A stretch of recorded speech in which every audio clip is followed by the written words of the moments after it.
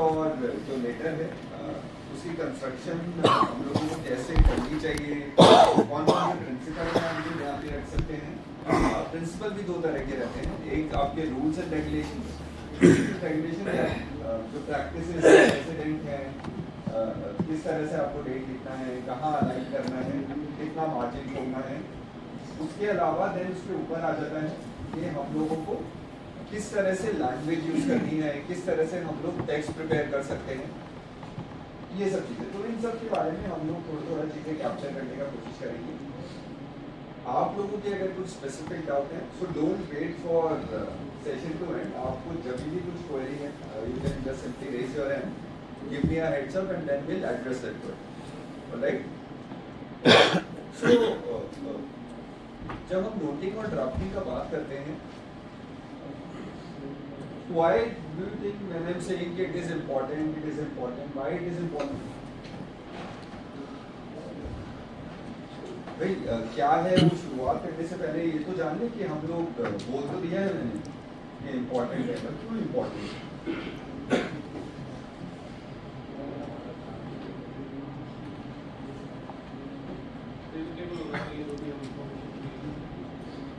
Okay, आप जो बता रहे हैं वो बता रहे हैं कैरेक्टरिस्टिक कि कैसा नोट होना चाहिए। एक स्टेप पीछे आइए, क्यों इम्पोर्टेंट क्यों है? क्योंकि हम इनिशिएटर हैं, जो भी लोग इनिशिएटर का हमारे से होगा पहले। हाँ हाँ। और जो शुरू में होगा वो हम ही हैं। तो मतलब कि जो आगे जो जाएगा वो हमारे कैसी प्रेजेंटेशन की कैसी होगी, जो हमने लिखा वही आगे जाएगा। तो हम Okay. सारी चीज़ें जो लोग Okay, all right. What else? अभी ये One by one. Prestigious organization है, तो हम जो भी यहाँ से अगर आउटवर्ड जा रहा है तो that should be standard. Okay, तो स्टैंडर्डाइज आप एक पॉइंट पिक कर सकते हैं हाँ, कि स्टैंडर्डाइज होना चाहिए। ओके, और इन्फॉर्मेशन है सर जो इजीली अंडरस्टूड होनी चाहिए, और जो हम कहना चाहते हैं वो एक शॉर्टेस्ट पॉसिबल टेक्स्ट फॉर्मेट में मतलब Okay. हो जाना चाहिए। So again, we are, your point is very well. Again we are jumping on कि characteristic attribute क्या होने चाहिए। My question was ये important क्यों है? जब हम ऑफिस नोट बोल रहे हैं, office note, draft letter, I am saying these are very important, right? So why they are important is first of all communication समझते हैं। communication के दो प्रकार हैं, एक तो जो मैं कर रहा हूँ यानी oral, और दूसरा महत्वपूर्ण पार्ट है आपका written communication। So when we talk about organizations, institutions, वहाँ पे oral communication से काफी हद तक ज़्यादा महत्व है written communication, because all your professional work जो आप desk पे काम कर रहे हैं, that happens, that move forward because you are writing down something। आप कुछ लिख रहे हैं, कुछ proposal तैयार कर रहे हैं, किसी को कुछ email भेज रहे हैं, किसी से कुछ query या information मांग रहे हैं, right? So everything depends on how you are writing। तो आपके जो ऑफिस नोट और लेटर है वो उस रिटन कम्युनिकेशन का एक ऑर्गेनाइजेशनल टूल है। सो इसलिए इसका महत्व बहुत ज्यादा है। अब हम जब बात करते हैं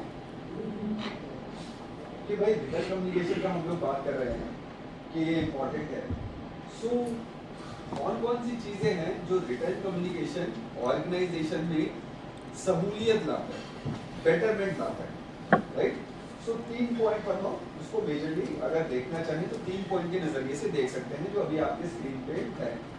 सो पहला पॉइंट है भाई, जो रिटन कम्युनिकेशन है, इफेक्टिव रिटन कम्युनिकेशन, वो आपकी संस्था की ऑपरेशनल एफिशिएंसी को बेहतर करता है। It makes your organization's operational efficiency a lot higher, a lot smoother। So कैसे?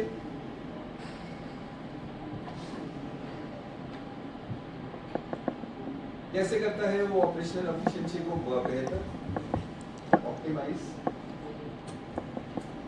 क्योंकि जो भी इंफॉर्मेशन होती है हम डायरेक्ट दे रहे हैं, उसको उनसे बार बार पूछना नहीं पड़ता, हमें भी सोचना नहीं पड़ता कि ये किस रूल के मुताबिक होगा या कैसे होगा, पूरा रिटर्न करते हैं तो वो अपने आप मतलब देख सकते हैं।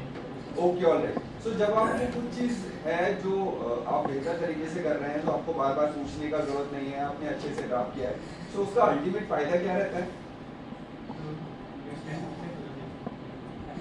समय का बहुत कटौती हो जाता है, राइट।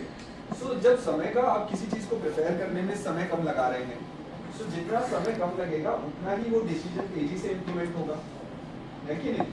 सो वो तेजी की रीजन है कि आपकी संस्था की जो एफिशिएंसी है वो बढ़ती है, इंक्रीमेंट होती है। So when you are making something which is presentable, which is all encompassing, जिसमें सारी इंफॉर्मेशन ऑलरेडी कैप्चर है, जिसका स्ट्रक्चर बढ़िया है, जिसकी लैंग्वेज ऐसी है जिसमें एम्बिग्युइटी नहीं, सबको समझ आ रहा है, कोई कंफ्यूजन नहीं है। सो क्या है, लोगों को क्वेश्चन कम पूछने पड़ते हैं, लोगों को क्लैरिफिकेशन नहीं मांगने पड़ते। So that is why it makes decision making process a lot faster. So इससे आपकी संस्था की जो ऑपरेशनल एफिशिएंसी है वो बढ़ जाए। मान लीजिए कल को आपने कोई नोट प्रिपेयर किया, राइट, उसमें आपका डिसीजन लेना है कि भाई आपके ऑफिस को एक कोई नया इवेंट करना है, तो आपने अगर नोट ऐसा बनाया कि वो नोट ही आगे पीछे जाने में 2 महीने लग गए हैं, तो वो इवेंट को समझिए ऑर्गेनाइज करने में कितना समय लग जाए। वहीं पे कुछ इस तरह का आपने नोट बनाया कि मैक्सिमम 5 डेज में it is going forward back and approval हो गया, तो आप अपने इवेंट पे उतना ही ज्यादा फोकस करते हैं, राइट। अपन सिंपलिस्टिक एग्जांपल, फिर हम आ जाते हैं, it gives identity to your organization. अब वो कैसे है, हम बोल रहे हैं भाई जो आपका जिस तरह से आप लिखते हैं, जो जिस तरह का रिटन कम्युनिकेशन आपकी संस्था करती है, वो आपकी संस्था की आइडेंटिटी क्रिएट करता है। कैसे?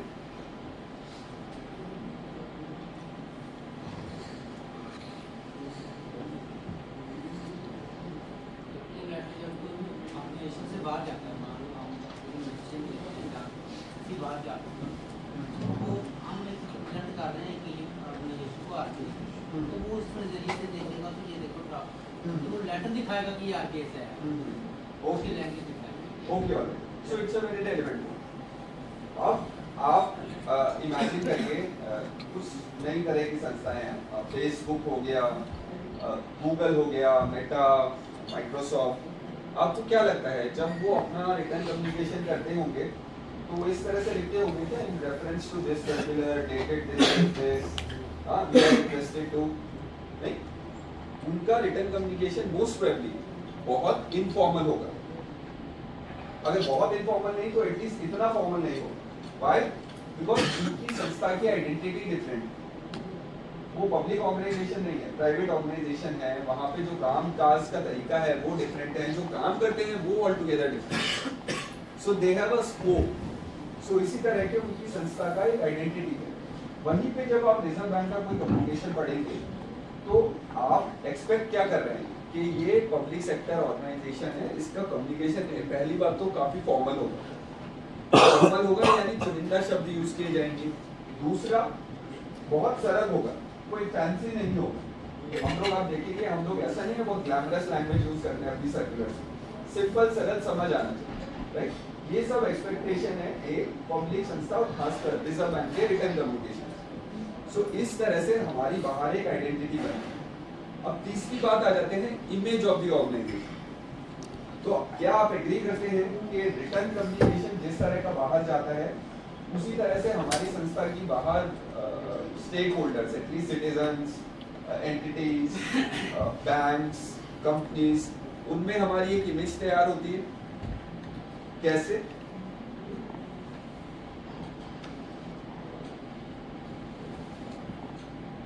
अब अपना एग्जांपल ले लीजिए।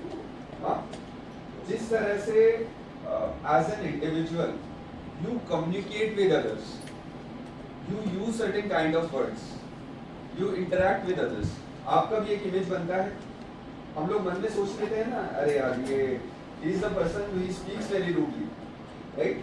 या फिर he is the person he speaks very fluently, या फिर he is the person he is very friendly, right? So एक इमेज बनता है। सेम चीज होती है आपकी ऑर्गेनाइजेशन से, but the only difference is it happens on a much larger scale. तो वो कैसे होता है? मान लीजिए आपने कोई सर्कुलर इतना अच्छा बनाया है जो जनता की कंजम्पशन के लिए है, जो समझने में काफी आसान है, उनको कोई दोबारा पूछने की जरूरत नहीं है, कोई डाउट नहीं आ रहा है उसको पढ़ के, उनको कोई ऐसा सवाल नहीं है जिसके लिए ब्रांचेस में जाना पड़ रहा है।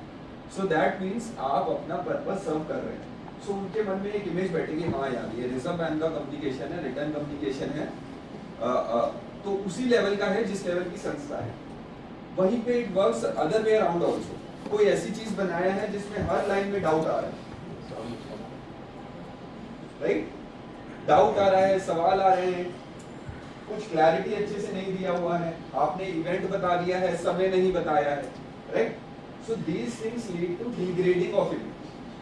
कि यार ये संस्था तो रिजर्व बैंक के, पर देखिए किस हिसाब से लिखा है इन्होंने, उस लेवल का काम नहीं। सो एक इमेज पे थोड़ा सा फिट लगता है, राइट? सो इसलिए ये बैकग्राउंड होना जरूरी है कि चाहे हम लोग छोटे से छोटा नोट बना रहे हैं या बड़े से बड़ा, अगर उसका कंजम्पशन अंदर या बाहर कहीं हो रहा है तो एटलीस्ट तत्पर continuous effort needs to be there that whatever we are doing is something which is solid, foolproof and with minimal mistakes. अब वो मिनिमल मिस्टेक्स कैसे किस लेवल पे हम लोग पहुंचेंगे कि वो मिनिमल मिस्टेक्स करें, उसके लिए हम थोड़ा आपका यहाँ पे असिस्ट करेंगे, फैसिलिटेट करेंगे। सो तीन चीजें हैं जिन्हें हम ABC बोलते हैं कम्युनिकेशन का, तो वो आपके कम्युनिकेशन का पार्ट होना चाहिए। सो ABC आपको दिख रहा है आपकी स्क्रीन पे, accuracy, brevity, clarity.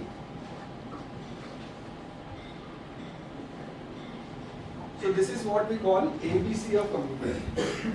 So accuracy का मतलब है बिल्कुल सटीक, सही और करेक्ट होना चाहिए। कोई भी उसमें फैक्ट और फिगर आ रहे हैं वो मन गढ़ंत नहीं होने चाहिए। They should not be created. They should be the one which represent actual picture. Right? So that means it should be as accurate as possible. फिर आ जाता है ब्रेविटी को हम बोलते हैं संक्षिप्तता, ब्रीफ। बहुत सारी ऐसी चीजें हैं जिनका मतलब आप 2 लाइन में एक्सप्लेन कर सकते हैं, बट उनको चाहे तो 20 पेज में भी लिखा जा सकता है। But in a setup of a formal organization आपको क्या लगता है वो 20 पेज लिखना समझदारी का काम है? नहीं। सो फोकस होना चाहिए कि जितना संक्षिप्त में हम लोग इंफॉर्मेशन कन्वे कर सके उतना बेहतर। एनीबडी, केवल लोगों को जो स्ट्रेच करने में, पढ़ने में मजा आता है ना, वो केवल नॉवेल्स हैं। जो फॉर्मल सर्कुलर्स हैं वो जितना छोटा हो, जितना इंस्ट्रक्शन कम हो, जितना कंटेंट कन्वे करें उतना बेहतर है। तो second is brevity, third is clarity. आप बोलेंगे भाई एक्यूरेसी है तो क्लैरिटी होना चाहिए ना, ऑटोमेटिकली आ गया, ऐसा जरूरी नहीं। Accurate means that you are capturing all the information correctly as it is, but that doesn't mean it is clear to everyone. Clarity is different aspect. आप कोई इंफॉर्मेशन सही लिख रहे हैं बट उसको किसी इस तरह से लिख रहे हैं कि पढ़ने वाले को कंफ्यूजन हो रहा है, ambiguity आ गया है, so that will also not serve the purpose. So that note should be as clear as possible. Alright? अब ये चीजें हो गई आपकी कोर।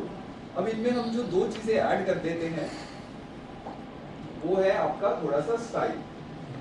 हाँ, अब स्टाइल क्या रहता है? स्टाइल की अगर चीजें, अगर हम 2 कंपोनेंट जाने तो बेसिकली आपके कंटेंट को थोड़ा एंगेजिंग और अपीलिंग बनाने का एक सूत्र है। It's a tool to make your reading a little more engaging. अब वो हम लोग कैसे करते हैं? Let's come to those points. So, पहली चीजें आपने देखी, ABC जो हमने देखा, उससे अगर हम लोग एक्सट्रैक्ट करें तो हम यहाँ पे अपनी 6 कैरेक्टरिस्टिक रिटर्न कम्युनिकेशन की बना सकते हैं। So, पहला एक्यूरेट, दूसरा कंसाइज, तीसरा क्लियर। ये आपने पढ़ा, एक्यूरेसी, ब्रेविटी, क्लैरिटी, वही है। चौथा कंसिस्टेंट, मतलब जो आप पहले पैरा में कह रहे हैं वही आप दूसरे में कह रहे हैं और वहीं से बढ़ के तीसरे में जा रहे हैं। ऐसा नहीं कि पहले में कोई और स्टोरी कह रहे हैं और तीसरे में कोई डिफरेंट स्टोरी। अब आ जाते हैं elegant and pleasing to the eyes पे। सो इसको बताने से पहले एक एनालॉजी लेंगे ताकि आपको थोड़ा अच्छे से समझ आए। सो आप लोग, does anybody bought a car recently? नया गाड़ी खरीदा है किसी ने अभी रिसेंट टाइम में?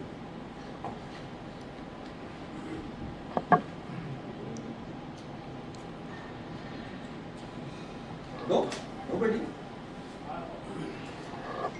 फटाफट व्हीकल लोन का तो पता लगा होगा ना आने के बाद, नहीं लिया किसी ने? 2 साल के बाद? 2 साल वाले भी तो लोग हैं यहाँ पे। ओके चलो आपका उदाहरण ले लेते हैं। आपने फॉर एग्जांपल आप मान लीजिए रिसेंट टाइम में बाइस इज नॉट दैट फार, सो क्या ऐसी चीजें हैं जो आप नई गाड़ी लेने से पहले देखते हैं? भाई मेरी अपेक्षा मेरी नई गाड़ी से ये है, क्या है वो?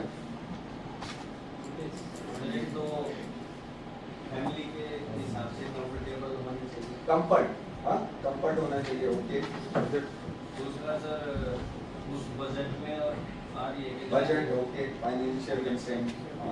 तीसरा उसका माइलेज हो गया सर। माइलेज एंड परफॉर्मेंस कैसा है? हाँ okay alright, what else? Maintenance come, safety, someone इधर से मेंटेनेंस आपने बोला मेंटेनेंस। ओके मेंटेनेंस भाई बजट में होनी चाहिए, ऐसा ना हो कि गाड़ी सस्ती है पर मेंटेनेंस महंगी, राइट? What else? गाड़ी का लुक कैसा है सर, अपीयरिंग कैसी है गाड़ी? सो ये बहुत इंपॉर्टेंट पॉइंट है, बट हम लोग इसको कभी भी पहला पॉइंट नहीं करते।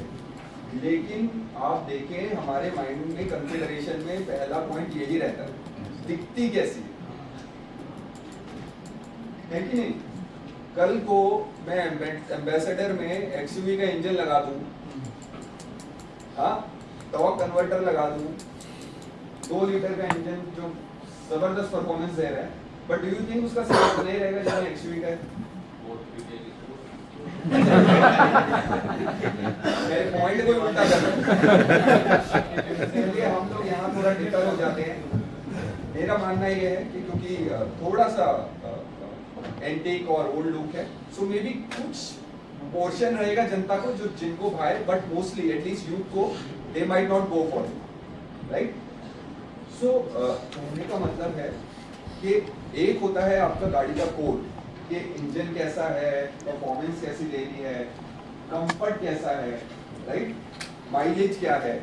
एक होता है आपका कॉस्मेटिक एट्रीब्यूट, दिखती कैसी है, कलर क्या है, शेप कैसा है, हैचबैक है, सेडान है, कूप है। सो राइटिंग भी आपका यही है, लॉन्ग स्टोरी शॉर्ट है, राइटिंग भी आपका यही है। एक होता है आपका कोड, वो है आपके पहले 4 पॉइंट्स, एक्यूरेसी, कंसाइज, क्लियर और कंसिस्टेंट। और जो आपकी विजिबिलिटी है कि लिखाई है कैसी, दिखती कैसी है, वो है आपके next 2 point, elegant and pleasing to the eyes.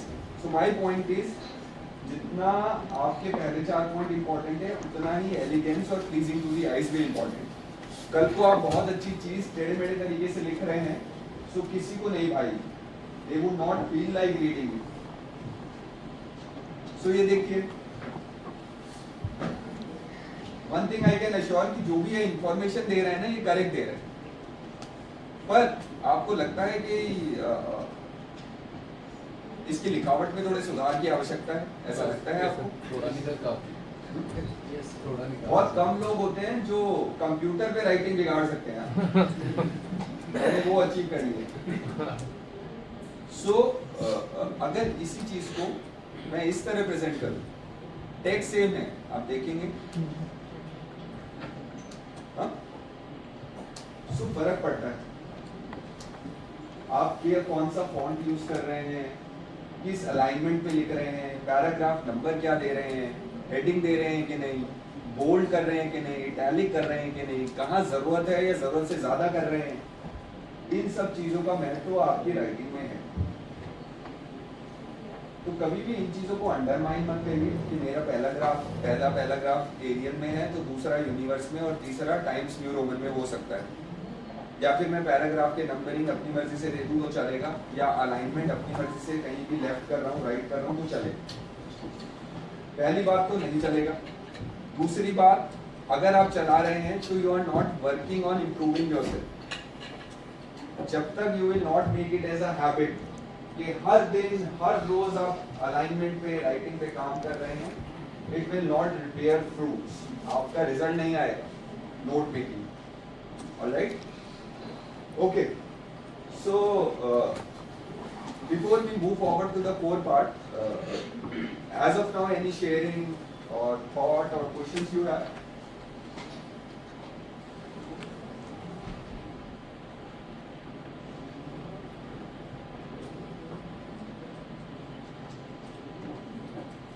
Nothing? But at least whatever we have discussed, that made sense to you? हाँ? Okay, all right. So bank में बहुत सारे तरह की कम्युनिकेशन है. आपको देखेंगे कोई मिनट्स ऑफ मीटिंग रहता है, राइट? लेटर्स हैं, नोट्स हैं, यूओ नोट हैं, then you will set agenda items, right? बहुत सारे रहते हैं. हम जो अभी दो मेन हैं जिन पे फोकस करेंगे वो है आपका नोट और लेटर, राइट? ये आपके फंडामेंटल हैं. इन दो चीजों पे काम कर लिया तो rest everything is almost easy for everyone. So पहले हम लोग काम करेंगे नोट्स पे. अब जब नोट का बात करें सो ऑफिस नोट, सबसे पहले तो ऑफिस नोट का जरूरत है कि नहीं? इस पे तो एटलीस्ट सब एग्री कर रहे हैं. कोई है ऐसा जो बोलता है नहीं नहीं टाइम वेस्ट है, not required? Is there someone? I'm not mocking them. I just want to ask them what is the thought process that they think that it is not important. Because first we are assuming it is important, right? Now, so let's assume everyone is agreeing it is important. So भाई क्या-क्या ऐसी चीजें हैं जो office note होने की वजह से हमको फायदा पहुंचता है, उसका बेनिफिट है, क्या है वो? रिकॉर्ड. ओके, थोड़ा एक्सप्लेन करिए. अगर हम वर्बल से कम्युनिकेशन करते हैं, जैसे हम टेक्निकल काम कर रहे हैं, तो जो भी हम अपने क्लाइंट के साथ या प्रोडक्ट के साथ डील करते हैं वो मोस्टली अगर वर्बल चला गया तो कल को वो क्लेम कर सकते हैं कि कुछ भी साइट पे हो सकता है कि ये बात हुई थी, हमने इंजीनियर्स को ये बोल दिया था. कोई चीज़ें रिटर्न में रहेंगी, उसके सिग्नेचर रहेंगे, हमारे नोट के थ्रू उसके पास गया होगा तो वो रिकॉर्ड मेंटेन करता है. तो विजिलेंस में हमें फायदा होगा कि हमने ये चीज़. ओके, बहुत अच्छा. सो देखिए वर्बल का एक चीज रहता है, देयर कैन बी सिचुएशंस जहाँ पे हो सकता है मैंने कहा था तूने नहीं सुना या मैंने ये बोला था तूने नहीं किया. So a note presents a evidence which is in record form. आप कभी भी उसको प्रेजेंट कर सकते हैं. Second point also he said it is used for compliances also. आपकी बहुत सारी ऑडिट्स होती हैं, हाँ, उन ऑडिट में कुछ तो दस्तावेज आपको दिखाने पड़ेंगे. तो नोट कुड बी अ दस्तावेज which you can say कि this is the document जिसके बेसिस पे ये काम किया गया and you can capture the rest. All right, okay, good point. What else? We can reference.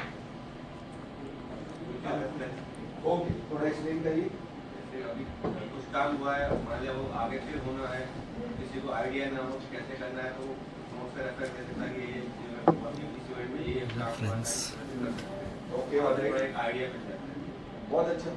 आप पहली चीज जब नए डेस्क पे आके यही करते हैं ना, कोई काम मिलता है तो यार पहले कैसे हुआ था, हाँ, पहले आप you search for that note, then these notes can act as a reference point.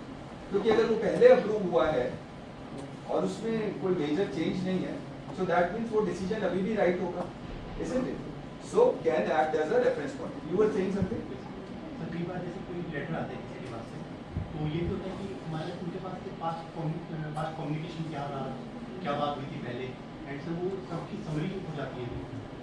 Okay, अगर मतलब फॉरवर्ड करते हैं हायर ऑफिसर को, उनको फिर पूरा सोचना नहीं पड़ता, पूरा मतलब ओके, नहीं देखना. ओके. सो इसको हम किस तरह से बोल सकते हैं? भाई नोट है ना, एक हमें स्पेस प्रोवाइड करता है जहाँ पे हम मल्टीपल इंफॉर्मेशन अगर सोर्स है तो उसको एक जगह मिला सकते हैं, ताकि जब कोई हायरार्की में या डिसीजन मेकर पढ़े तो उसको बार बार ही वो डिफरेंट चीजें अलग से पढ़ने की जरूरत ना पड़े. It gives us a space to capture everything. Also when we are capturing everything, it also gives you a space to analyze. अब कौन सा ऐसा डॉक्यूमेंट है जहां पे कुछ एनालिसिस किया है तो वो लिख सकते हैं. नोट्स ही है ना, सही है कि नहीं, पहले क्या हुआ था, अभी गाइडलाइन क्या है, आगे हम क्या करना चाहते हैं, कितना खर्चा आएगा, कहां से बजट लाएंगे, ये सब जो एनालिसिस है कहां लिखेंगे? Note is the document, right? So some of the points that you have shared. उसके अलावा ऑफ कोर्स एक अप्रोच में भी कंसिस्टेंसी आती है. जब आप देखते हैं पहले क्या हुआ है और सेम चीज कर रहे हैं, so there is a consistent approach, arbitrary नहीं. Also it facilitates accountability also. कल को कोई ऐसा चीज है जो गलत हुआ है, तो पहला क्वेश्चन आता है किसने किया। So note will give you those names जिनका उस डिसीजन मेकिंग में रोल था।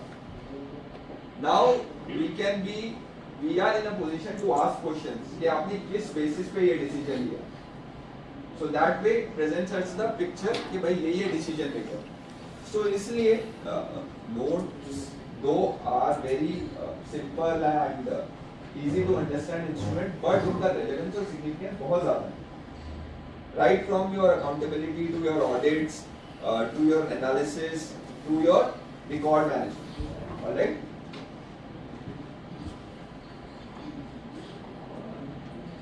Okay, so कुछ चीजें हैं जो नोट की कैरेक्टरिस्टिक होनी चाहिए। सबसे पहले तो concise, जो हमने ब्रीफनेस का बात किया था रिटन कम्युनिकेशन का, वो नोट्स में भी रेलेवेंट है। I've seen lot of notes are there which tend to go into the zone। वो ऐसे प्रिपेयर होते हैं जहाँ पे आप ऑलरेडी सेम इंफॉर्मेशन को 5 डिफरेंट तरीके से पढ़ रहे हैं, और ये शायद बनाने वाले को भी पता है, बट मे बी उसको नोट इतना स्ट्रेच करना है कि लगे कि 1 पेज का तो बना है कि नहीं, होता है कि नहीं।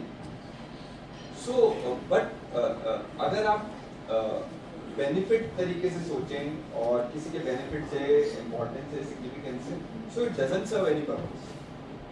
आई have seen people writing compliances जहाँ पे मान लीजिए कोई पैरा बना हुआ है ना, उस पैरा का कंप्लायंस दे रहे हैं, कंप्लायंस में वो पैरा दोबारा लिखा हुआ है।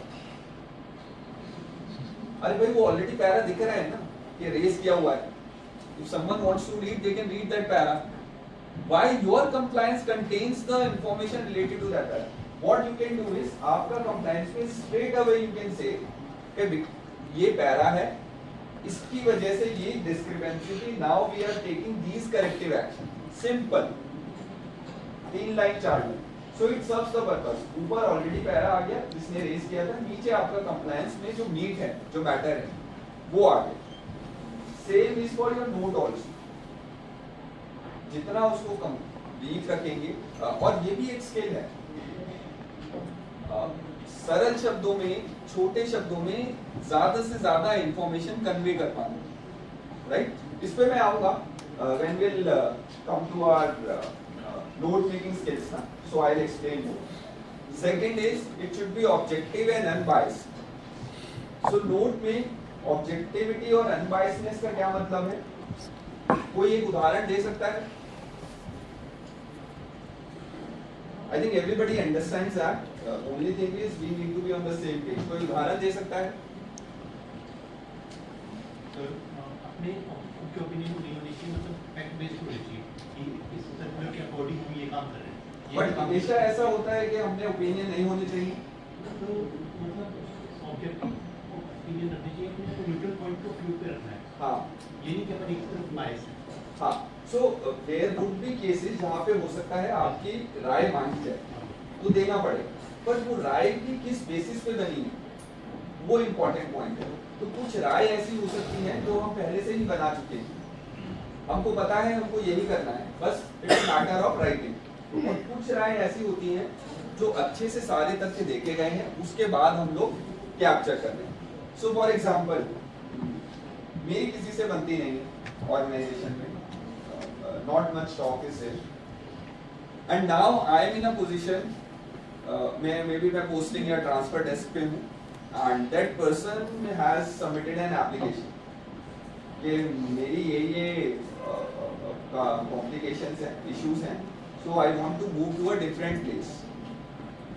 अब क्योंकि मेरी बनती नहीं है, so I find it as an opportunity जहां पे मैं अब दिखाता हूँ। बोला था ना एक दिन HRMD में जाऊंगा, बड़ा आदमी बनूंगा, right. And other way would be you are analysing it objectively in terms of guideline. तो फॉर एग्जांपल, अच्छा इनको यहाँ आए हुए कितना समय हुआ है, ट्रांसफर का गाइडलाइन कहता है कि नहीं 3 साल तो स्पेंड करना है, ओके। सेकंड, वो 3 साल के एक्सेप्शन क्या क्या हैं, तो क्या इनकी जो एक्सेप्शन है वो फिट हो रहे हैं, right? So all those thing, अच्छा ग्रेड के हिसाब से जहां जाना चाहते हैं वहां वैकेंसी है, right? So for example, so these are the things which should form basis of my opinion, not that I have some kind of animosity with that person. So ये चीजें लाता है आपकी नोट में objectivity and unbiasedness, isn't it? फिर आ जाते हैं simply worded and logically sequence, everybody understands that, I will come to that. Factually भाई करेक्ट होनी चाहिए, फैक्ट के अलावा कुछ और नहीं होना चाहिए. अब फैक्ट को कैसे प्रेजेंट कर रहे हैं ये इंपॉर्टेंट है. तो आप बोलते हैं कि लास्ट 2 years से, for example a budget making exercise is there for an event, so you will say last 2 years से इस इवेंट को करने में ऑलमोस्ट 20 लाख खर्चा आ रहा है. तो now we will budget for 22 lakhs, 10% का इंक्रीमेंट दे दिया है तो हम 22 लाख. बट आप क्या स्टोरी नहीं बता रहे कि उससे पिछले 2 साल में उसी इवेंट को 10 लाख के अंदर भी किया गया. उस केस में क्या डिफरेंस था? तो ये क्या हुआ कि आपने स्टोरी तो बताई बट कंप्लीट नहीं बताई. फैक्ट्स करेक्ट हैं, 2 साल में 20 लाख से ज्यादा है आपने बता दिया, पर आपने क्या नहीं बताया कि भाई उससे पिछले 2 साल जो थे उनमें आधे बजट में भी हुआ था. So is that fair कि just because 2 years it is being conducted for more than 20 lakhs तो इस साल भी रख लें? नहीं. So that is why facts, when we say facts, it is important, but complete facts, that is also equally important. Okay, non repetitive होना चाहिए, इस पे हम लोग बोल चुके हैं. प्रॉपर रेफरेंसेस होने चाहिए जब आप नोट बनाते हैं. सो बहुत सारी ऐसी चीजें हैं जिनका आप रेफरेंस देते हैं, राइट? तो सबसे पहली जो एक एक्टिविटी होनी चाहिए, आजकल तो now we are digitally entering everything in Sarathi. So उसका फिजिकल जो प्रारूप था वो क्या था कि whenever we used to prepare note, उसमें जो भी हमारे कोई रेफरेंस आते थे उसका एक कॉपी हम लगाते थे और ऊपर फ्लैग करते थे. That is really important. आपने बोला कि ये लेटर के बेसिस पे दिस इंफॉर्मेशन इज देयर, वो लेटर लगाइए, एक फ्लैग लगाइए. Same thing how it will happen in सारथी. आप जो अटैचमेंट्स हैं, जो एनेक्चर्स हैं, उसमें उसका एक कॉपी लगाइए, ताकि जैसे ही वो मेन नोट पढ़े he or she can see the annexure and extract information. So referencing is equally important. All right? Okay. So before we move forward, जो 6 आपको attributes बताए थे, now everybody has to speak. तो first one is, second is, third is, fourth is, someone is saying elegant, someone is saying consistency. What it is? Fifth is elegance. and last is okay. So सबने tattoo करवा लेने हैं ये 6 चीजें. नहीं tattoo नहीं करवाना है, दिमाग में रखना है. Okay, alright. Now let's understand some of the rules. हाँ, ये हमारे यहाँ पहली बात तो जब हम नोट का बात करते हैं तो आपको कोई ऐसा स्पेसिफिक गाइडलाइन या इंस्ट्रक्शन नहीं मिलेगा जो बोलता है कि इस हिसाब से लिखना है, ये टेक्निकलिटी होनी चाहिए, इतना फॉन्ट. ऐसा डॉक्यूमेंट नहीं है. But what we have is in mid 90s और 97 98 इस पर्पस के लिए कमिटी गठित हुई. That committee was committee on style and usage. So basically उसका काम यही था, मैंडेट यही था कि नोटिंग एंड ड्राफ्टिंग को स्टैंडर्डाइज कैसे किया जाए, कौन-कौन सी चीजें हैं जो हम इंक्लूड कर सकते हैं. So they provided a set of recommendations. So from that time onwards, जब उन्होंने प्रोवाइड की 98-2000 में, उसके बाद से हमारी जो नोटिंग है somewhat is depending on that only. लेकिन समय के साथ हम इवॉल्व भी हुए. तो जो एवोल्यूशन है उसमें क्या हुआ है कि कुछ ऐसी प्रैक्टिसेस हैं जो लिखित में नहीं है लेकिन हम आगे सीखते हैं. सो उन्हीं प्रैक्टिसेस को मैं आपको आज शेयर करूंगा, सम ऑफ द प्रैक्टिसेस जो आप फॉलो कर सकते हैं. सो दैट वे, क्योंकि वो मेजॉरिटी अक्रॉस ऑफिसेस फॉलो हो रही है, सो दैट इज वे एक स्टैंडर्डाइजेशन थोड़ा प्रोवाइड कर सकते हैं. ऑलराइट. बाकी ये committee and of style and usages का आपको डॉक्यूमेंट है, ये EK पे भी मिल जाएगा. or maybe you can go through some of the office and noting primers. ZTCs का भी है, RPSC का भी है, ECMS पे जाएंगे आपको मिल जाएगा। तो अगर आपको ये committee of style and usages का डॉक्यूमेंट नहीं मिलता है, you can always go through some primers on office noting and drafting. वो ट्रेनिंग इंस्टीट्यूशंस के प्राइमर्स होते हैं, वो आपको जो वेबसाइट है ECMS उस पे ऑलरेडी अपलोडेड मिल जाएंगे बहुत सारे, ठीक है। सो आपकी इच्छा है कभी आपको पढ़ना है खाली टाइम में, so you can always go through this, right. Meanwhile जो मोटे-मोटे पॉइंट है वो मैं आपको यहाँ पे शेयर कर देता हूँ। ये RBI की कमेटी है। हाँ जी, आगे ये जो टॉप मैनेजमेंट रहते हैं उनकी कमेटी, बट बहुत पुरानी गठित हुई थी 98, 99 में। सो अभी हम उससे काफी आगे आ गए। ओके, सो कुछ ऐसी चीजें हैं जो हमको नोट मेकिंग पे फॉलो करनी चाहिए। सबसे पहले correct form of verb. Verb होते हैं आपके एक्शन वर्ड्स, हाँ, सिंगिंग, राइटिंग, इनकी करेक्ट फॉर्म होनी चाहिए। सेकंड, डायरेक्ट स्पीच, जितना हो सके डायरेक्ट स्पीच यूज करिए। डायरेक्ट स्पीच क्या रहता है?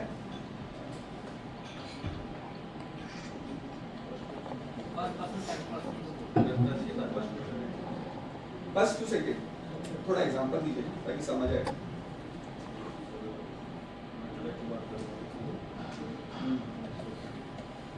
Okay, what's your name? Sukhdeep कुछ कह रहे हैं, इस पे कोई और ऐड करना चाहेंगे? कोई एग्जांपल देगा? राम आम खाता है, आम राम के द्वारा खाया जाता है। तो आम राम के द्वारा खाया ना जाए, राम आम खाता है, ऐसा लिखा। तो आपको लगता है वो डायरेक्ट स्पीच और इनडायरेक्ट स्पीच है या एक्टिव वॉइस या passive voice? Active and passive voice है। तो आपने जो उदाहरण दिया ना वो एक्टिव वॉइस पैसिव वॉइस है। I am drinking the water, the water is being drunk by you.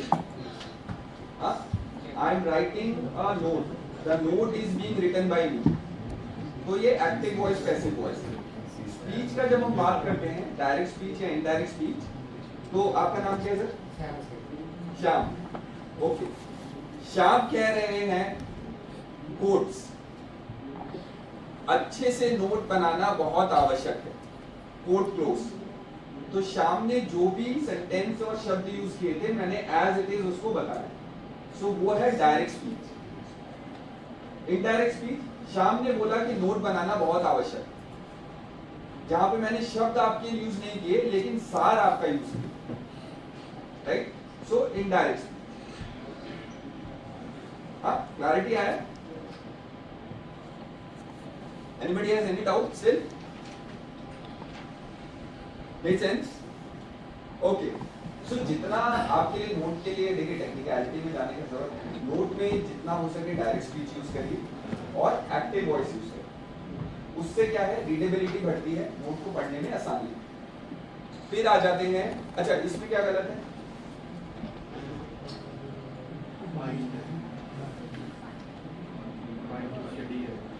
D आ जाएगा, right. So just because we have not used the correct form, so उसका मीनिंग ही बदल गया। वो बोल रहा है भाई इलीगली पास कार्ड बहुत बढ़िया है, खड़ा करो, isn't it? So that is why it is important that we use correct forms. अब आ जाते हैं कुछ रिकमेंडेशन से। सो सबसे पहले तो आप जितना हो सके सेंटेंसेस को तोड़िए, छोटा सेंटेंस लिखिए। सेकंड, अगर कोई पैराग्राफ लिख रहे हैं, नया paragraph, so this I come to you in skill set also, but ideally एक रेफरेंस से ये रहता है कि अगर आप पैराग्राफ चेंज कर रहे हैं तो आइडिया भी चेंज हो रहा है, some new topic is being covered, right. So that is a hint to change the paragraph. Skill set वाले पे आएंगे तब मैं बताता हूँ।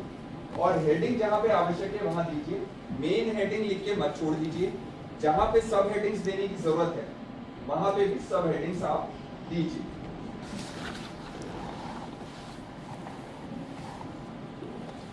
पंक्चुएशन बहुत इंपॉर्टेंट है। तो सेंटेंस दिख रहा है आपको, right, and how a comma can kill a man.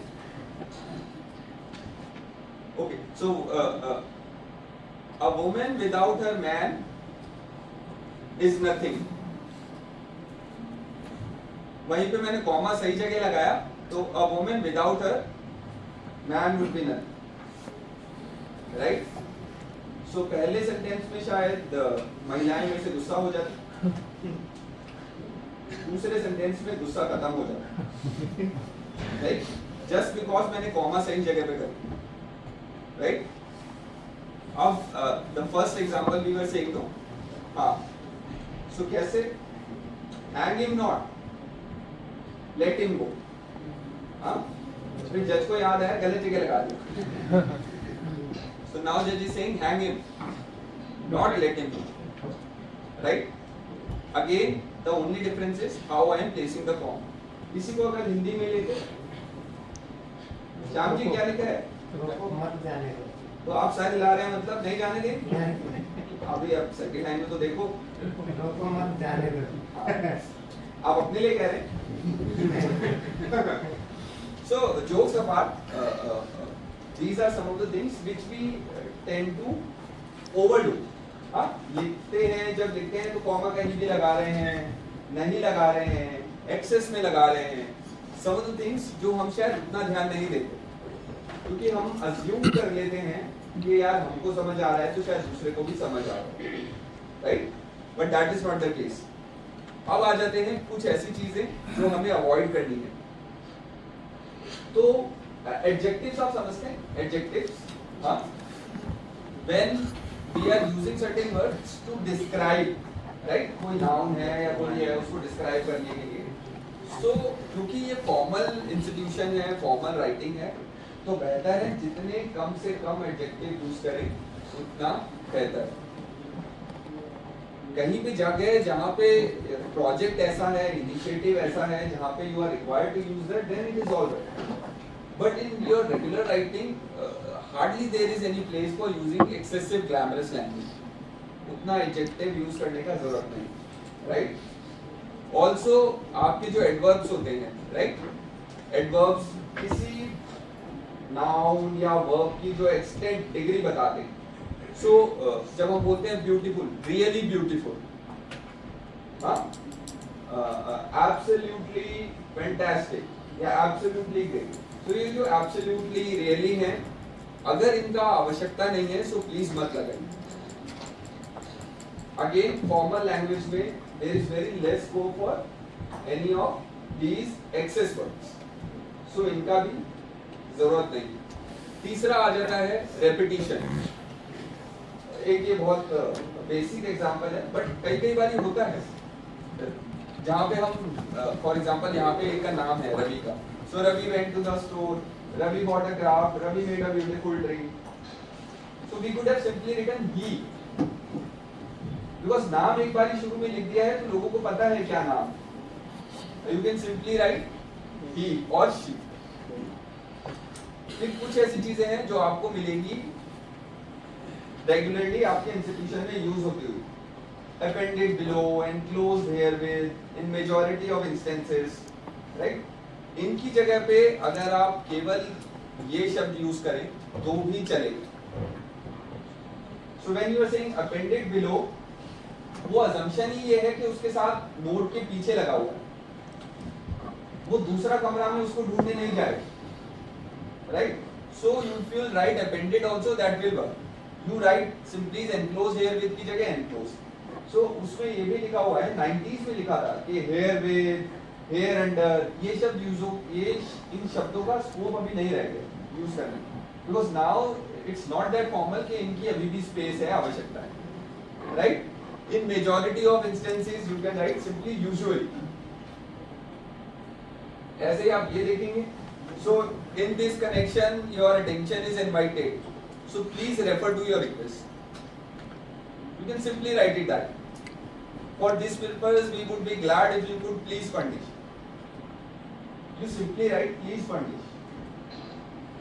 That person will automatically know कि मैंने 10 दिन से information रोका हुआ है, अगर भेजूंगा तो you will be glad, right? So only write please furnish. ठीक है? अब कुछ ऐसी चीजें हैं जो टेक्निकलिटी पे आ जाती हैं, तो सबसे पहले आ जाते हैं डेट्स पे, राइट? सो डेट्स पे जब हम डेट का मेंशन करते हैं तो सबसे पहले you have to write month, उसके बाद डेट क्या है कॉमा डाल के then you have to write year, right? वही हिंदी में बोलें तो डेट पहले आ जाता है, महीना बाद में आ जाता है, ऑलराइट? अगर इसमें कॉमा नहीं आएगा, इसमें इसमें नहीं लगाते हैं। नहीं, हिंदी वाले में नहीं लगा। अगर हमें मान लीजिए सेम महीने में 2 डेट लिखनी है तो कैसे लिखेंगे? डैश डैश लगा के।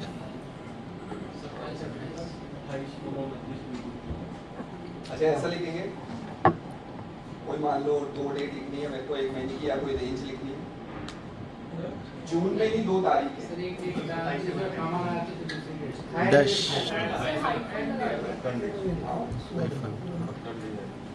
So we'll write like this. Okay. अच्छा, जो ये कंटिन्यू होगा। तो रेंज होगा। हाँ, so इनिशियल सफाई लिखना two different dates. 13 और 25। अच्छा, मतलब उनके बीच में कोई रिलेशन नहीं है, बस 2 डेट। हाँ, तब आप ऐसे लिख सकते हैं, जैसे जून 28 और जून 30 2024 या 2025। जब हम रेंज की बात कर रहे हैं तो रेंज में जून रिपीट होने का जरूरत नहीं, you will simply mention a dash. अब वहीं पे मान लीजिए जो रेंज है वो 2 अलग महीनों की है, फिर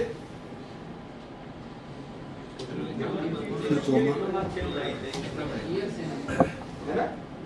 सो ईयर लिखे रहेगा और मंथ्स है वो मेंशन कर देंगे। जहां पे ईयर भी चेंज हो रहा है so then will write complete.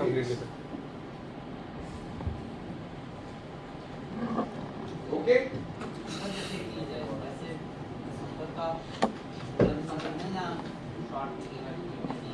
अच्छा, अब मतलब आप बीईसी और जेएनटी लिखेंगे तब भी चलेगा।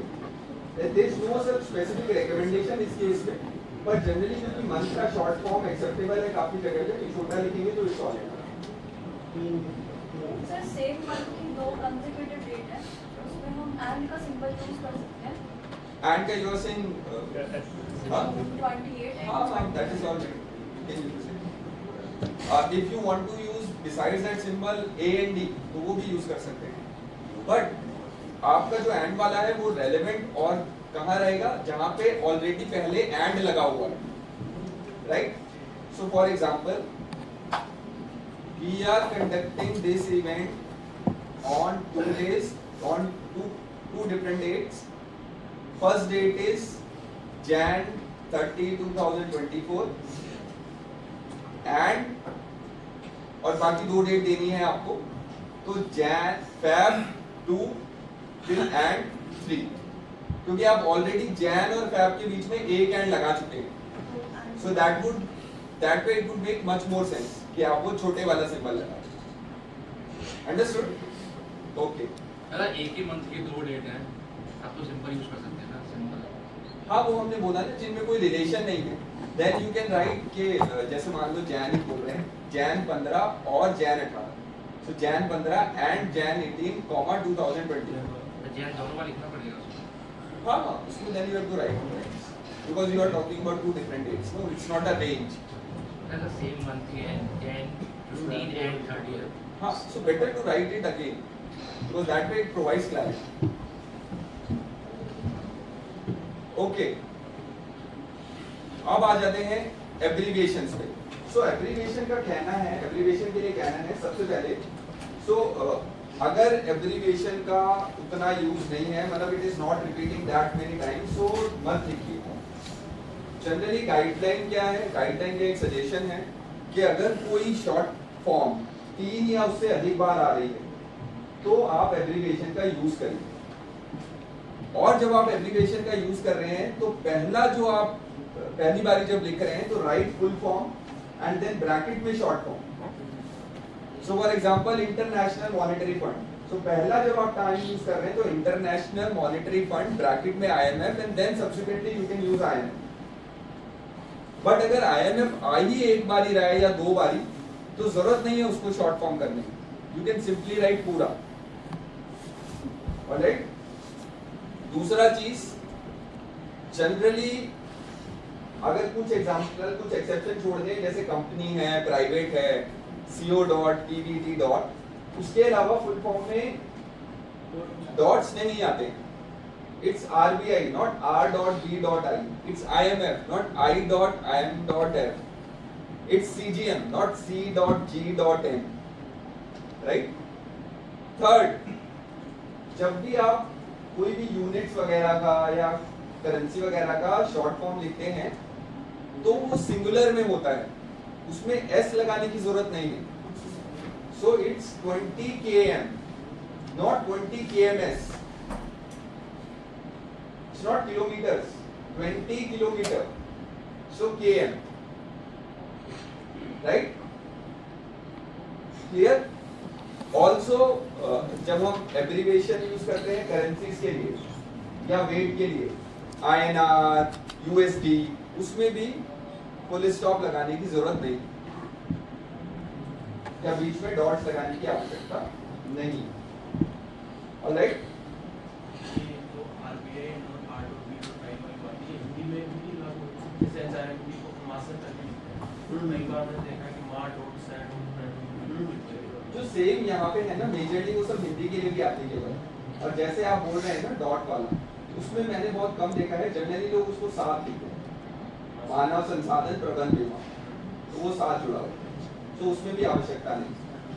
लेकिन वो जो फाइल नंबर रहता है नीचे तो रहता है पूरा मानव संसाधन, ऊपर तो रहता है ना फाइल नंबर GHP, मतलब आप कह रहे हैं जो लेटर का डॉट मान डॉट ये सब तो हाँ, तो आप वहाँ का अगर फॉर्मेट लिख सकते उसमें लिखिए. मैं आपकी राइटिंग की बात कर रहा हूँ, टेक्स्ट का. वो जो लेटर का फॉर्मेट की बात आप कर रहे हैं, वो जो लिखते हैं उसमें भी हम लोग आएंगे. अगर वहाँ ऑलरेडी कोई फॉर्मेट दिया हुआ है जिस तरह से आप लिख रहे हैं या फाइल नंबर वही है, तो उसको आप बदल नहीं सकते. मान लीजिए कोई फाइल नंबर लिखा ही ऐसे हुआ है ma.sa.pra, तो उसको आप अपने लेटर में चेंज नहीं कर सकते. बट आप उसको कहाँ ठीक से लिख सकते हैं? अपने कंटेंट में, राइटिंग. राइट? जो फॉर्मेट है, अगर वो फॉर्मेट रेकमेंडेड है तो उसको उसी तरह से. ऑलराइट? ओके. अब आ जाते हैं कैपिटलाइजेशन पे. क्या क्या चीजें हैं जो हमें कैपिटल करनी है? रिमोट कहाँ है? Where is the remote? बाकी कर दो. बंद कर देंगे.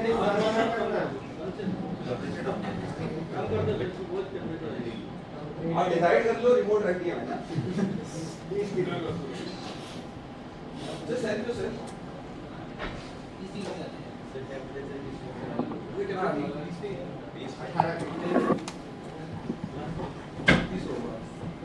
I don't think it is 20 जिस हिसाब से करनी है. हाँ, I think अगर आप देखें एक बार कोशिश करें.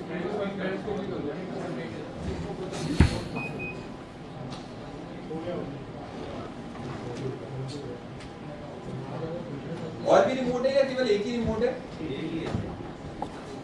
हुआ उससे फर्क पड़ा? क्या मैं विजय जी को बोलूं?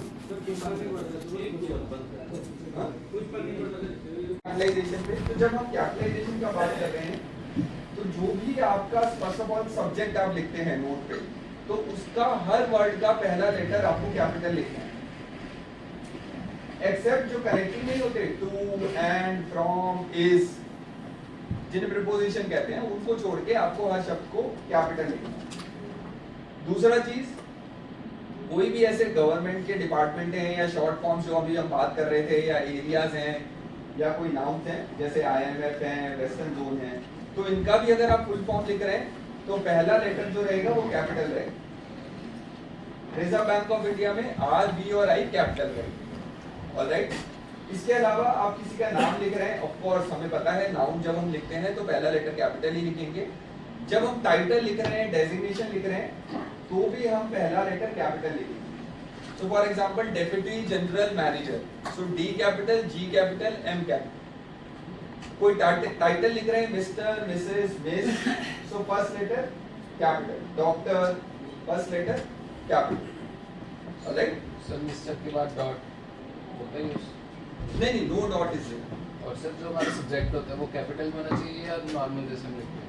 अपना सब्जेक्ट होता है जैसे कि सब्जेक्ट में आपका जो हर शब्द का पहला लेटर है वो कैपिटल होना चाहिए. तो जैसे और टूल्स में भी यूज होता है तो वो भी वो नहीं होने चाहिए. वही मैंने पहले बोला था कि जो कनेक्टिंग है, प्रीपोजिशन जिन्हें कहते हैं, टू, ऑफ, फ्रॉम, इज, इन सब में कैपिटल करने की जरूरत है. Right? So for example, aim to build a financial inclusive society, ये आपका सब्जेक्ट है. Aim to build a financial inclusive society. So aim में ए कैपिटल आ गया, एम टू, सो टू में दोनों स्मॉल है, right. Then financial inclusive society, F capital, I capital, S capital, ऐसा. Build का बी कैपिटल होगा. हाँ, build is more of a connecting only, so if you will keep it small also, then also it is also. Build भी एक तरह से connective हो गया. सर बिल्ड के बाद ए भी कैपिटल? नहीं, A small, again a connecting. हाँ, so जो भी connective है, A, and, is, to, from, are, ये सब small. हाँ जी. तब हम हमेशा पहली बात तो द लगाते हैं और बी कैपिटल है. कभी भी बैंक नहीं लिखते हैं, दी बैंक लिखते हैं, just to identify we are talking about RBI. So yes, since he pointed out, Sahil, right? Neeraj. So first, one of the practices that we have is हम RBI के बारे में जब नोट में बात करते हैं ना, तो बार बार ये RBI लिखने की बजाय बैंक भी लिखते हैं. So the bank. So first time maybe हमने RBI लिख दिया, and then same orders. The bank is expected to fulfill this criteria, or the bank is requiring this kind of number या sources या resources, right? So उसमें the bank लिखेंगे तो भी चले. In case of our own institution, RBI, ठीक है? वो तो सर आपको नाम लिखना पड़ेगा, वरना कैसे पता लगेगा कौन सा बैंक है? बैंक में भी बड़ा है. हाँ ना, डी बड़ा है. डी बैंक जब हम बोल रहे हैं तो डी क्या है? ओके, अब वर्ड्स और फिगर कहाँ यूज करने हैं? तो रिकमेंडेशन क्या है? जो भी नंबर 1 से 9 है उनको हम वर्ड्स यूज करें तो बेहतर है. So rather than writing number 2 TWO, तो this is one recommendation. Second, कोई भी नंबर अगर किसी सेंटेंस के शुरू में आ रहा है तो इट इज ऑल्सो एडवाइजेबल कि हम लोग उसको वर्ड की फॉर्म में लिखें, right. So for example 22 employees have been selected. So 22 को नंबर के लिखने की बजाय 22 शब्द में लिख के, ऑफ कोर्स ब्रैकेट में आप जरूर 22 पे से इंडिकेट कर सकते हैं, that is up to you. अब रिकमेंडेशन कहता है फिगर्स कहाँ यूज करनी है. तो सबसे पहले 10 नंबर से ऊपर, फ्रॉम 10 एंड अबव आप फिगर यूज कर सकते हैं, यानी 10, 11, 12 नंबर की फॉर्म में लिख सकते हैं. दूसरा चीज, जब भी हम किसी एब्रिविएशन से पहले नंबर यूज कर रहे हैं, राइट, 5 kg, 10 USD, तब हमको नंबर लिखना है, चाहे वो 10 से नीचे ही क्यों ना हो. फिर अगर कोई परसेंटेजेस लिख रहे हैं या एड्रेस में कहीं आ रहा है 10 शहीद भगत सिंह मार्ग, so don't write TEN, right number 10 शहीद भगत सिंह मार्ग. परसेंटेजेस लिख रहे हैं तो भी बेहतर है नंबर लिख. Alright, okay. अब आ जाते हैं स्किल सेट पे. ऑफिस नोट के स्किल्स क्या क्या हैं? तो सबसे पहले तो क्या ऑफिस नोट बनाना एक स्किल है? Yes, sir. है? Is someone there who has a contradictory opinion कि नहीं है? Yes, sir. Okay, then let's assume everybody is saying it's a skill set, Yes. right? Now when we talk about skill, one of the important aspect of a skill is, क्या सबसे important aspect होता है skill? अगर हम किसी skill को बेहतर बनाना चाहते हैं, क्या है सबसे important aspect? So when we say I can make a note, I can make a good note, or I cannot make a good note, it's not a permanent situation. It depends how much you are working on your skills to make a note. Someone who might be saying today, I am not so much capable of making a good note. That might be true, but that doesn't mean maybe month or 2 months onward the situation cannot change. The situation can change only if that person agrees to work on improving his skill. अगर वो अपनी skill set को improve करने के लिए काम और मेहनत करना है, राइट? तो आपके हिसाब से कौन कौन सी ऐसी स्किल है जो आपको अच्छा नोट बनाने में हेल्प करेंगी, बताइए।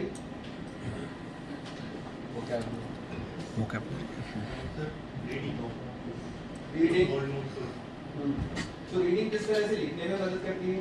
तो उन लोग जैसे पढ़ेंगे तो आइडिया हो जाएगा सर्च करना बेहतर होगा। अच्छा, आप वो रीडिंग का बात कर रहे हैं, okay. So he is right, he is saying what's your name? Manish is saying भाई पहली चीज तो let's learn from what other people have done, so read previous notes. सबसे पहले आप किसी इंस्टीट्यूशन में आते हैं तो अगेन हमने एग्जांपल लिया था ना, पहले क्या हुआ था वो देखते हैं। Read good notes, expressive notes, and then try to make your own. So good reading and having a reference note. What else? जैसे आज की क्लास में उसमें क्या है, One second. Will come. Then yes, yes. जैसे आज की क्लास में करते हैं तो हम सीखने की कोशिश कर सकते हैं क्या क्या पॉइंट्स हैं जो writing. One more important point. See, listening is not enough. Listening is the starting point. But then you have to implement and work on it. I am 100% sure. अगर आपने लिखा नहीं है किस चीज पे काम करना है, लंच के बाद मैं सेम क्लास लूंगा, आपको सब नया लगेगा। And some of you might also say, जो शायद मैं 5 बार बोल चुका हूं, सर ये पिछली क्लास में क्यों नहीं बताया? Because your mind don't want to claim to something which you don't want to do. अगर आप अपनी तरफ से इनिशिएटिव नहीं लेंगे, एफर्ट नहीं करेंगे काम करने का, तो कोई भी आपसे काम नहीं कर रहा। Alright, what else? Vocabulary. That vocabulary can come from, good vocabulary can come from reading, right? Spread your reading material. That can include newspapers, novels, right? Magazines and other reading sources also, right? Okay, what else? Grammar. Okay, at least basic awareness. Okay, what else?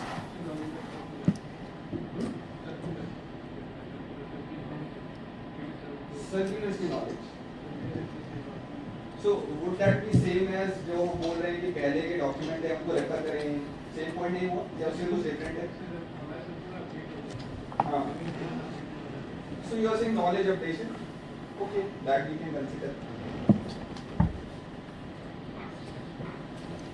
तो सबसे पहले तो है कि आप, जब हमने पहला पॉइंट डिस्कस किया था ना स्किल सेट के लिए, तो सबसे पहले है कि इस स्किल को इम्प्रूव करने के लिए आपको प्रैक्टिस करना ही पड़ेगा। जो सारे आपने पॉइंट बोले हैं सब वैलिड हैं, उसको कीपिंग असाइड उसको इम्प्लीमेंट करना बहुत जरूरी है। और इम्प्लीमेंट कैसे करते हैं? आपको आपके डेस्क पे अगर कोई ऐसा काम मिल रहा है जहाँ पे you are expected to make a new note, grab that opportunity. उसको काम समझने की बजाय, of course if you want to work on your writing, काम समझने की बजाय take it as an opportunity to learn. Because जो स्टेटमेंट वाले नोट हैं, जो कंप्लायंसेस वाले नोट हैं, मोर और लेस उनका फॉर्मेट सेटल होता है। The only thing you most probably doing is उसमें नया डेटा फिट कर देना। But that would that ask yourself, would that add value to your writing? And there is a stark difference in terms of various seats we have. So I have a 10-year central office experience also. If you see policy making notes, they are altogether a different set of work. Then you will see a work which is more operational in nature. Now we should not be in a position कि अगर हम वहाँ कल को अपने career में आगे जा रहे हैं और मूव कर रहे हैं, तो just because we have not worked on our certain skill हम वहां स्ट्रगल कर रहे हैं, राइट? तो वो स्ट्रगल ना करना पड़े इसके लिए काम अभी से शुरू करना पड़ेगा। हमने शुरू में संस्था के बारे में जरूर बात किया, संस्था के लिए कितना इंपॉर्टेंट है, कम्युनिकेशन क्या, इमेज आइडेंटिटी रिफ्लेक्ट करता है, आपके लिए भी उतना ही इंपॉर्टेंट है। कैसे लिखना है, कैसे नोट कंस्ट्रक्ट करना है, ये उतना ही इंपॉर्टेंट है जितना संस्था के लिए। अब स्टेप, कैसे आप अच्छा नोट लिख सकते हैं अगर मैं अच्छा वर्ड यूज कर सकूं तो सबसे पहले this is not something which is there in writing, but these are some of the things which I personally utilise. तो मेरे पर्सनल एक्सपीरियंस से मैं बताता हूँ आपको। सबसे पहले तो अगर आप और ये जो मैं बता रहा हूँ ये एप्लीकेबल है for making a new note. Already कोई बना हुआ है उसको मॉडिफाई कर रहे हैं तो that something would not lead to that much of work. So मान लीजिए आपको कोई नया टॉपिक मिल रहा है, नया पॉलिसी, नया इवेंट है, तो आपका फर्स्ट स्टेप क्या रहेगा? आपका फर्स्ट स्टेप रहेगा कि first of all collect all the relevant material. हम लोग कोशिश क्या करते हैं, जल्दी से कुछ बैठ के लिखने का, पर मेरी बात मानिए, आप कुछ नहीं लिख पाएंगे अगर बैकग्राउंड मटेरियल आपने कलेक्ट नहीं किया। तो कोई भी नया प्रोजेक्ट, नया इनिशिएटिव, नया नोट मिलता है, सबसे पहले तो उससे संबंधित जो भी नोट्स, पिछले नोट्स, रूल्स रेगुलेशन, गाइडलाइन या ऑलरेडी कोई ईमेल्स हैं, वो कलेक्ट करिए। डेटा है, place it at one place, right? वो कर लिया आपने। Second step is prepare a rough structure. Rough structure क्या होता है कि भाई मैं शुरू में लिखूंगा introduction, so I will write heading introduction. Second point मैं लिखूंगा background information, so background information. Third point मैं लिखूंगा हिस्ट्री, कि पहले क्या डिसीजन हुए थे, so history. Fourth point I will write current information analysis, जो मैं अभी एनालिसिस करूंगा वो। फिर प्रपोजल, कि उसके बेसिस पे मेरा प्रपोजल क्या है, एंड लास्ट कंक्लूजन, राइट? सो ये हेडिंग डाल के एक रफ स्ट्रक्चर हो गया। अब जब मैं ये रफ स्ट्रक्चर बना लेता हूँ, इसको या तो आप वर्ड पे बना लो या लिख लो कहीं पे। जब ये रफ स्ट्रक्चर हो गया, एटलीस्ट मेरे माइंड को एक आइडिया है नाउ कि किस डायरेक्शन में मैं जाना चाहता हूँ। नाउ हैविंग सेड दैट, पहले आपने लिख लिया, इसका मतलब ये नहीं कि वो पत्थर की लकीर हो गई। आप उसको जैसे काम कर रहे हैं मॉडिफाई कर सकते हैं आपकी जरूरत के हिसाब से, बट एटलीस्ट आपके माइंड को एक आइडिया है कि where you want to work on. अब वो जो आपने हेडिंग लिखी है, अपने मटेरियल से उसको फिल करते जाइए। सो आपने पहला पॉइंट लिखा था इंट्रोडक्शन, सो आपको कोई ईमेल आई होगी, कोई रेफरेंस आया होगा जिसकी वजह से आप ये काम कर रहे हैं, उससे इंफॉर्मेशन लीजिए, इंट्रोडक्शन प्रिपेयर करें। जो आपने बैकग्राउंड इंफॉर्मेशन कलेक्ट की है पिछले नोट से, उसको भी बैकग्राउंड में डालें, and so on and so fourth. Alright, तीसरी चीज ये हो गया आपका ये रफ। अब इसके अंदर कैसे फिल करना है? इसके अंदर कैसे फिल करना है? Always try to write short sentences. Again a very important point, कोई भी लंबा सेंटेंस रहता है ना, जितना लंबा रहता है उसको पढ़ने और समझने की क्षमता इंसान की कम हो जाती है। As a reader you would observe, अगर आप कोई नॉवेल्स या कोई इवन एकेडमिक बुक पढ़ रहे हैं, जितने सरल और छोटे शब्दों में छोटे सेंटेंसेस में लिखा हुआ है, उतना समझ में आसानी से आता है। So right short sentences. Fourth, don't try to use too much of glamorised word, use only basic simple words. और आपको लग रहा है कि कुछ ऐसे शब्द हैं जिनके आपको शब्द मिल नहीं पा रहे हैं, तो गूगल में जाइए, वो शब्द टाइप करिए और उसके साथ लिखिए सिनोनिम। 15 तरह के ऑप्शन आ जाएंगे आपके पास कि और की जगह कौन से और शब्द यूज कर सकते हैं। सो फॉर एग्जांपल, आपको लिखना है डिसअपॉइंटेड, बट यू थिंक कि डिसअपॉइंटेड थोड़ा इनफॉर्मल वर्ड है, हम ऑफिस नोट में यूज नहीं कर सकते। गूगल में लिखिए डिसअपॉइंटेड सिनोनिम, तो it will show you similar words जो आप शायद फॉर्मल लैंग्वेज में यूज कर सकते हैं। Alright, and last but of course not the least, हमेशा फ्लो देखिए। Flow is as important as your writing. Flow का क्या मतलब है कि इंट्रोडक्शन से बैकग्राउंड, ऐसा तो नहीं है कि मैं इंट्रोडक्शन पहले लिख रहा हूँ, फिर एनालिसिस लिख रहा हूँ, फिर बैकग्राउंड दे रहा हूँ। तो अगर इंट्रोडक्शन लिख रहे हैं, अपना एनालिसिस पहले दे दिया है, देन बैकग्राउंड का क्या यूज है? इंट्रोडक्शन दे रहे हैं, बैकग्राउंड दे रहे हैं, दैट मींस स्टोरी बन रही है, अभी समझ में आने लगा है। फिर आप एनालिसिस देखें तो रीडर आपके एनालिसिस को अच्छे से समझ पाए। क्यों? क्योंकि आपका फ्लो बहुत अच्छा है, इंपॉर्टेंट। एंड ये जो सारी चीजें आप प्रिपेयर करते हैं, फ्लेक्सिबल रहिए। फ्लेक्सिबल इन द सेंस, किसी भी चीज पे अड़िए मत। आपको लगता है चेंज की आवश्यकता है तो चेंज करने को रेडी रहिए। Now these are some of the things जो अगर आप इंप्लीमेंट और वर्क नहीं करेंगे तो बैठता नहीं। आप लिख के रखिए, उसके बाद 10 नोट बनाइए जिसमें आपने इंप्लीमेंट किया है। आई एम श्योर आप जो 11वां नोट बनाएंगे उसमें आपको रेफर करने का जरूरत नहीं रहेगा, because now you in a habit of doing things a particular way. Isn't it? So do you think what and mind you ये जो चीजें हैं ये मैं अपने पर्सनल एक्सपीरियंस से बोल रहा हूँ. That doesn't mean ये परम सत्य है. तो आपको लगता है आपके हिसाब से कोई बेहतर तकनीक है तो उसको यूज करिए. What I can do, I can only guide you the best of my abilities and best of my knowledge. If you think there are certain steps जो और अच्छे तरीके से आप खुद कर सकते हैं वो करिए. Alright? Okay. So any questions and any thoughts, any sharings as of now? हाँ जी.